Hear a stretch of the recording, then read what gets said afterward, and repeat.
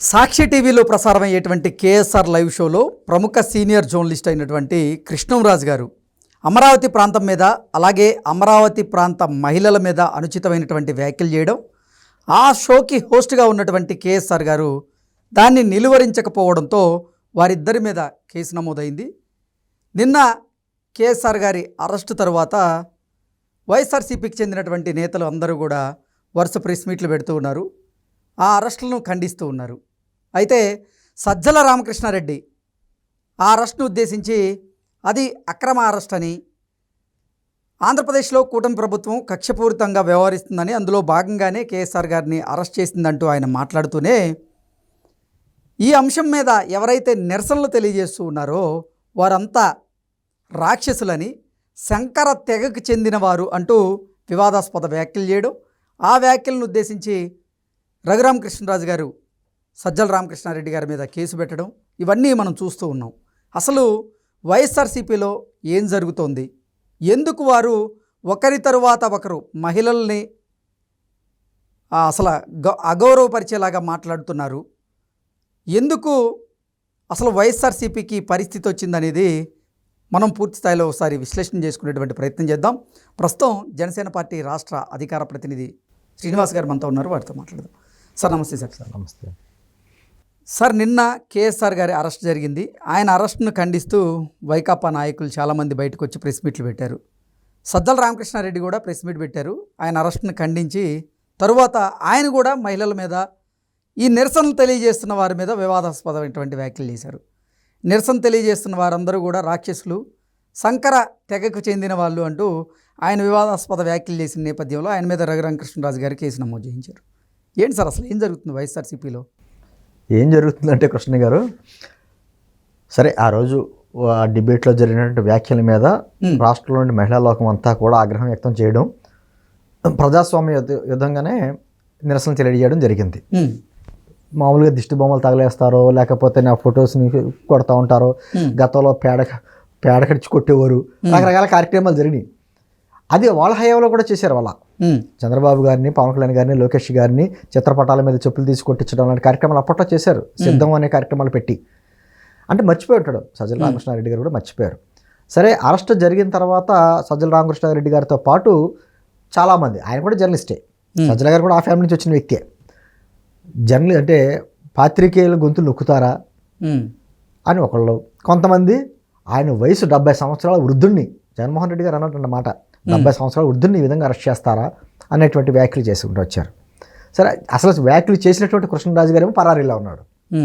ఆయన ఎక్కడ క్షమాపణ చెప్పకపోగా సమర్థించుకుని, నేను అమరావతి ప్రాంత మహిళల్ని ఏమీ అనలేదు, ఆ చుట్టుపక్కల ప్రాంతంలో జరుగుతున్నటువంటి కార్యక్రమాన్ని కేంద్ర ప్రభుత్వం ఇచ్చే నివేదిక ఆధారంగా మాట్లాడానని చెప్పేసి ఆయన మాట్లాడాడు ఆయన కృష్ణరాజు గారు. సరే, ఈ రోజున మరి అతని దగ్గర ఆధారాలు ఉంటే కోర్టుకు సమర్పించాలిగా, మరి ఎందుకు పారిపోయి దాక్కున్నాడు? సరే, అతను ఎలాగ అరెస్ట్ చేస్తారో తీసుకొస్తారో అది వేరే విషయం. కొమ్మినేని గారిని ఎందుకు అరెస్ట్ చేశారు? ఆ రోజు వ్యాఖ్యలు చేసినప్పుడు ఎవరైనా సరే ఇమ్మీడియట్గా ఖండించి, నా డిబేట్లో ఇటువంటి వ్యాఖ్యలు అసభ్యకరంగా ఎవరు కూడా మాట్లాడినా నేను ఒప్పుకోను, మీరు ఆ వ్యాఖ్యలు ఉపసంహరించుకోండి అనేటువంటి ఏదైనా చేసుంటే గౌరవం పెరిగేది. అది చేయకపోగా చిలక పలుకులను సన్నాయి నొక్కులు నొక్కాడైనా, దానికి సమాధానం చెప్పుకోవాలి ఇక్కడ. సరే, ఈ రోజున వయస్సు గుర్తుకు వస్తుంది, లేకపోతే పాత్రికేయ విలువలు గుర్తుకు వస్తున్నాయి. సజ్జల గారి తర్వాత చెప్పుకోవచ్చులే, మాట్లాడుతున్నాను నేను అంటుంది. గత 5 సంవత్సరాల్లో చంద్రబాబు గారిని ఎలా అరెస్ట్ చేశారండి? ఎఫ్ఐఆర్ కాపీ కూడా ఇవ్వకుండా ఏ విధంగా అరెస్ట్ చేసుకెళ్ళారు? ఆయన వయసు 73 సంవత్సరాలు, ఆయన యువకుడా, 37 కాదు 73 సంవత్సరాలు అప్పుడు. అయినా సరే అరెస్ట్ చేశారు. అప్పుడు రాలేదా, వయసు గుర్తు రాలేదా?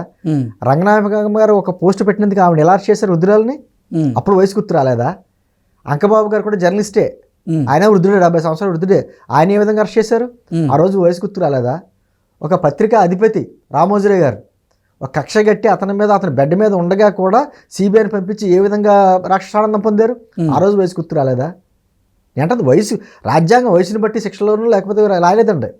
తప్పు ఒప్పని రాసింది తప్ప ఈ వయసు వాళ్ళు తప్పులు చేయొచ్చని ఎక్కడ లేదు. ఏంటంటే పాత్రికేయ విలువల గురించి ఈరోజు ఎందుకు మాట్లాడుతున్నారు?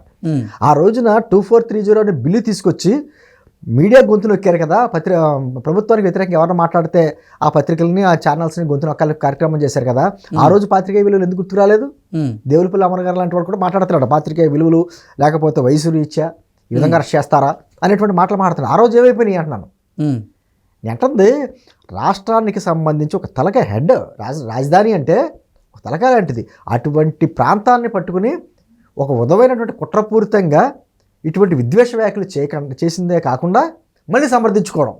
సజ్జల రామకృష్ణారెడ్డి గారు వచ్చి మళ్ళీ దాని ఆజ్యం పోసినట్టు మళ్ళీ దానికి మళ్ళీ మీరు అన్నారు చూసారా, ఏదో సంక్రతగా అని ఒక మాటలు మాట్లాడి మళ్ళీ అతను ఒక విధంగా రచ్చగొట్టే కార్యక్రమం చేశాడు. పవన్ కళ్యాణ్ అందుకే అన్నారండి, ఇది వ్యవస్థీకృత కుట్ర జరుగుతుంది, ఖచ్చితంగా రాష్ట్రంలో శాంతి భద్రతలు లేవు అనేటువంటి కార్యక్రమాలను బయట తీసుకురావాలి. వాళ్ళు అరెస్ట్ కావాలని కోరుకుంటున్నారేమో అనిపిస్తుంది నాకు. ఓకే, చూస్తుంటే అరెస్ట్ అయితే ఇదిగో మమ్మల్ని ఎలా అరెస్ట్ చేశారని చెప్పి అడావడి చేయడానికి పనిచేస్తుందేమో అన్నట్టుగా ఒక కుట్ర జరుగుతుందేమో అనిపిస్తుంది. అయినా కూడా వాళ్ళు ఎంత కుట్రపూరితంగా చేసినా ఈరోజు రఘురామకృష్ణరాజు గారు ఆల్రెడీ డిఐజీ గారికి లెటర్ రాశారు అతని మీద చర్యలు తీసుకోవాలని చెప్పేసి అని. ఖచ్చితంగా అతని మీద కూడా చర్యలు తీసుకోవాలి. ఎందుకంటే వదిలేసామనుకోండి, ఇది ఏదో భావ ప్రకటన స్వేచ్ఛ, పత్రికా స్వేచ్ఛ, ఇటువంటి పాత్రిక విలువలు అని మనం వదిలేస్తే ఏమవుద్దంటే రేపు పొద్దున ప్రతి కూడా అదే మాట్లాడతాడు. ఆ ఛానల్లో ఎటువంటి భాష మాట్లాడతారో మనం చూస్తున్నాగా. ఈరోజు కాదు, మొన్న అంతకుముందు అదే కొమ్మినేని గారు ఆయన షోలో లక్ష్మీభారతి గారి గురించి ఎవరో కాలర్ మాట్లాడితే ఇమీడియట్గా ఏదో బీపీ వచ్చినట్టు రెచ్చిపోయాడు ఆయన. మహిళలు ఎలా మాట్లాడతారని. ఆ బీపీ ఇప్పుడు ఎందుకు రాలేదు అంటే దీని వెనకాల ఖచ్చితంగా ఒక కుట్రపూరితంగా ఒక ప్లాండ్ క్రైమ్ మాట ఇది. ఆ విధంగా ఖచ్చితంగా చేస్తున్నారు. నేను అందుకని అంటున్నానండి, ఇక్కడ ఈ రోజున సజ్జల భార్గరెడ్డి ఏమన్నాడంటే పోస్టుల గురించి అతన్ని అరెస్ట్ చేస్తే అసలు నేను సోషల్ మీడియాకి నాకు సంబంధం లేదు, నేను కన్వీనర్నే కాదు, అవి అంతా వాలంటీర్లు పెట్టారన్నాడు. అంటే చాలా విచిత్రంగా ఉంటుంది వాళ్ళ వాదనలు అంతా. అంటే ఏం లేదండి, వీళ్ళంతా కూడా అమరావతి ప్రాంతం ఇప్పుడు అభివృద్ధి చెందుతుంది, రాష్ట్రానికి పెట్టుబడులు వస్తున్నాయి, కానీ ఖచ్చితంగా జరగకూడదు, పెట్టుబడులు రాకూడదు, పారిశ్రామికవేత్తలు ఇక్కడ శాంతి భద్రతలు లేవని పారిపోవాలి.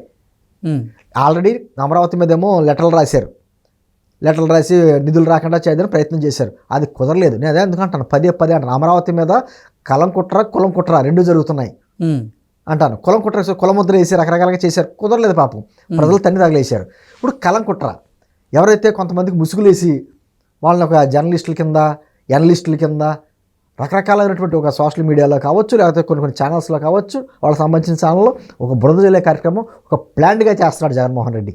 ఖచ్చితంగా జగన్మోహన్ రెడ్డి వాళ్ళ పార్టీ కుట్ర ఖచ్చితంగా ఉంది వెనకాల.